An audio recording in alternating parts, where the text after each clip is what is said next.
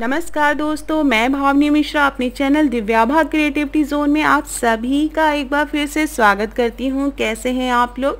माता रानी की कृपा आप सब पर बनी रहे। इस वीडियो में मैं आपसे शेयर करने जा रही हूँ हरतालिका तीज व्रत की पूजा का शुभ मुहूर्त, तृतीया तिथि कब शुरू होगी, कब समाप्त होगी, प्रदोष काल मुहूर्त क्या है, पारण कब करेंगे और पूजा की विधि क्या है, हरतालिका तीज व्रत का इसका पौराणिक महत्व क्या है और व्रत के नियम, ये सारी बातें मैं आपसे शेयर करूंगी। तो चलिए वीडियो स्टार्ट करते हैं। हरतालिका तीज व्रत हिंदू धर्म में मनाए जाने वाला एक प्रमुख व्रत है। भाद्रपद के शुक्ल पक्ष की तृतीया को हरतालिका तीज मनाई जाती है। दरअसल भाद्रपद की शुक्ल पक्ष तृतीया को हस्त नक्षत्र में भगवान शिव और माता पार्वती के पूजन का विशेष महत्व है। हरतालिका तीज व्रत कुमारी और सौभाग्यवती स्त्रियां करती हैं। विधवा महिला को भी इस व्रत को कर सकती हैं। हरतालिका तीज व्रत निराहार और निर्जला किया जाता है। मान्यता है कि इस व्रत को सबसे पहले माता पार्वती ने भगवान शंकर को पति के रूप में पाने के लिए किया था। हरतालिका तीज व्रत करने से महिलाओं को अखंड सौभाग्य की प्राप्ति होती है। अब मैं आपको बताने जा रही हूँ कि हरतालिका तीज व्रत किस दिन है। तो हरतालिका तीज व्रत 21 अगस्त शुक्रवार को है। 21 अगस्त शुक्रवार को है। तृतीया तिथि प्रारंभ होगी 21 अगस्त 2020 को सुबह 2:13 पे शुरू होगी। तृतीया तिथि समाप्त होगी 21 अगस्त 2020 को रात के 11:02 पर। तो पूरे दिन हरतालिका तीज व्रत रहेगा। अब मैं आपको बताने जा रही हूँ कि प्रातःकाल हरतालिका तीज व्रत का पूजा का मुहूर्त क्या है। सुबह के 5:54 से लेकर आप सुबह के 8:30 तक आप पूजा कर सकते हैं। प्रातःकाल पूजा का मुहूर्त है या इसकी अवधि 2 घंटे 36 मिनट रहेगी। प्रदोष काल हरतालिका तीज पूजा का शुभ मुहूर्त में बताने जा रही हूँ। शाम के 6:54 से लेकर आप रात के 9:06 तक आप पूजा कर सकते हैं। यह प्रदोष काल मुहूर्त है। ज़्यादातर स्त्रियाँ प्रदोष काल मुहूर्त में ही तीज व्रत की पूजा करती हैं। इसकी अवधि है 2 घंटे 12 मिनट अवधि है। तो इस तरह से ये पूजा का मुहूर्त था। अब मैं आपको हरतालिका तीज व्रत के नियम बताने जा रही हूँ। हरतालिका तीज व्रत में जल ग्रहण नहीं करना चाहिए। व्रत के बाद अगले दिन जल ग्रहण आप कर सकते हैं। हरतालिका तीज व्रत करने पर इसे छोड़ा नहीं जाता है। प्रत्येक वर्ष इस व्रत को विधि विधान से करना चाहिए। हरतालिका तीज व्रत के दिन रात्रि जागरण किया जाता है। रात में भजन कीर्तन करना चाहिए। हरतालिका तीज व्रत कुंवारी कन्या सौभाग्यवती स्त्रियां कर सकती हैं। शास्त्रों में विधवा महिलाओं को भी यह व्रत करने का विधान है। हरतालिका तीज व्रत की अब मैं आपको पूजा विधि बताने जा रही हूँ। हरतालिका तीज पर माता पार्वती और भगवान शंकर की विधि विधान से पूजा की जाती है। इस व्रत की पूजा विधि मैं आपको बताने जा रही हूँ। सबसे पहले हरतालिका तीज व्रत प्रदोष काल में किया जाता है।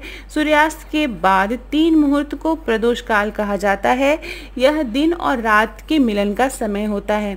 हरतालिका पूजन के लिए भगवान शिव, माता पार्वती और भगवान गणेश की बालू, रेत व काली मिट्टी की प्रतिमा हाथों से बनानी चाहिए। पूजा स्थल को फूलों से सजाकर एक चौकी पर रखें और उस चौकी पर केले के पत्ते रखकर भगवान शंकर, माता पार्वती और भगवान गणेश की प्रतिमा स्थापित करें।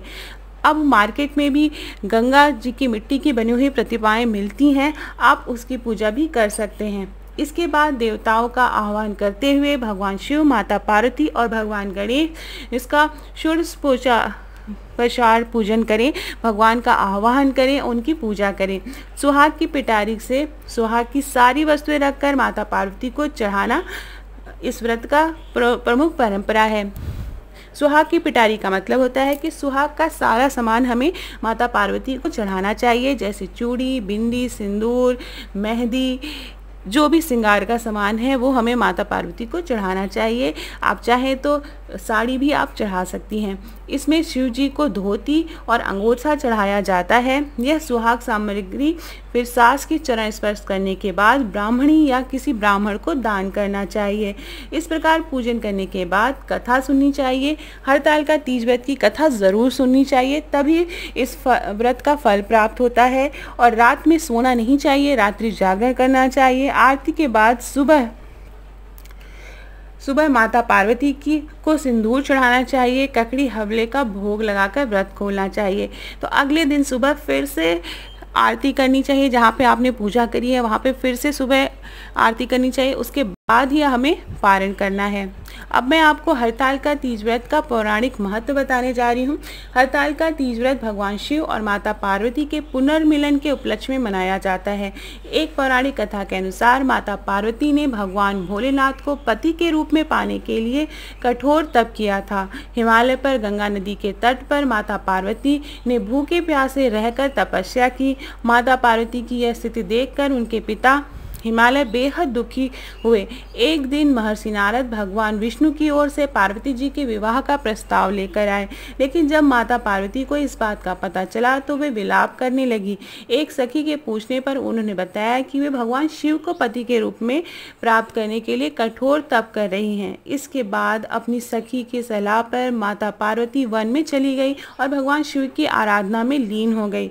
इस दौरान भाद्रपत्र में शुक्ल पक्ष की तृतीया के दिन हस्त नक्षत्र में माता पार्वती ने रेत से शिवलिंग का निर्माण किया और भोलेनाथ की आराधना में मग्न होकर रात्रि जागरण किया।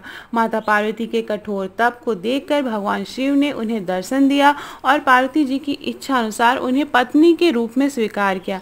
तभी से अच्छे पति की कामना और पति की दीर्घायु के लिए कुंवारी कन्या और सौभाग्यवती स्त्रियां हरतालिका तीज व्रत रखती हैं और भगवान शिव और माता पार्वती की पूजा अर्चना कर आशीर्वाद प्राप्त करती हैं।